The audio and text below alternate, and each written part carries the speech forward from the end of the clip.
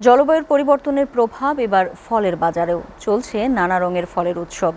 আম, কাঁঠাল, লিচু, আনারস, জামরুল, তালশাঁস, নানান জাতের রসালো ফলের পসরা নিয়ে জমজমাট ছোট বড় বাজার। সরবরাহ বেশি থাকায় দামও সাধারণের নাগালের মধ্যে। বগুড়া থেকে আরিফ রেহমানের প্রতিবেদন। বগুড়ার বাজারে দেখা মিলছে হিমসাগর, নাগফজলি, আম্রপালি সহ নানা জাতের আম।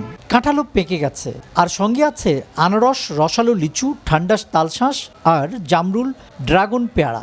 চাষিরা বলছেন জলবায়ু পরিবর্তনের প্রভাব এবার ফলের বাজারেও। গেল কয়েকদিনের তীব্র গরমে গাছেই আগাম ফল পেকেছে। ঝরে পড়ার আগেই সংগ্রহ করে বাজারে নিয়ে আসছেন তারা। বাইরে থেকে দূর দূরান্ত পাইকাররা আসে, প্রচুর ফল এখানে আমদানি হয় এবং বিক্রি হয়। সবকিছু ইনশাল্লাহ মানুষ খাচ্ছে, গরিব দুঃখী সবাই খাচ্ছে।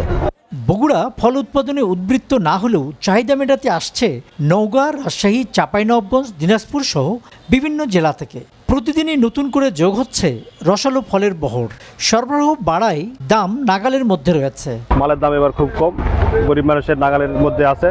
আমের অবস্থায় প্রচন্ড করার জন্য আমরা ধরেন সব পাইকে একসাথে সব পড়ে যাচ্ছে, চতুর্দিকে মাল একদিকে একসাথে ভাঙা পড়ছে, এই কারণে আমাদের বেশি লস হয়েছে। প্রচুর আমদানি হওয়ায় গেল কয়েক বছরের মধ্যে কম দামে ফল বিক্রি হচ্ছে, জানালেন ফল ব্যবসায়ীদের এই নেতা। ওয়েদারের কারণে সব ফল একবারে পেকে যাওয়ার কারণে কৃষকরা দাম কিছু ক্ষতিগ্রস্ত হচ্ছে।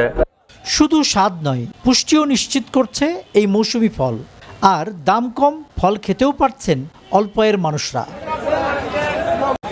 আরিফ রেহমান, এসএটিভি, বগুড়া।